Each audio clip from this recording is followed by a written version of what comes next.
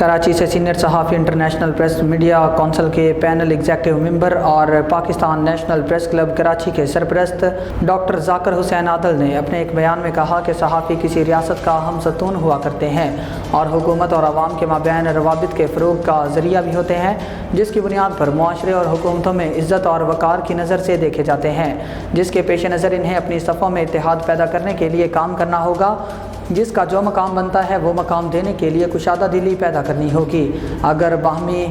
رنجشیں یا شکایتیں ہیں تو کسی طرح کا تماشا بنانے کی بجائے آپس میں مل بیٹھ کر طے کرنے کی روش اپنانی ہوگی، تاکہ یہ مثال دی جا سکے کہ صحافی کمیونٹی میں اتحاد اور محبت پائی جاتی ہے۔ ڈاکٹر ذاکر حسین عادل نے IHRC اور IPMC میڈیا سرکل کراچی کا نمائندگان آصف اکرم، جاوید محمود، سید قدیر شاہ، ذوالفقار احمد، ہینا مشتاق، محمد فہیم قریشی، اقبال احمد خان، سید مشتاق راجہ، غلام عباس عابد اور دیگر کو ہدایت کی کہ وہ صحافی کمیونٹی میں محبت اور بھائی چارے کو فروغ دینے میں اپنا کردار ادا کریں، تاکہ صحافت اور صحافیوں کو دائمی تقویت حاصل ہو سکے۔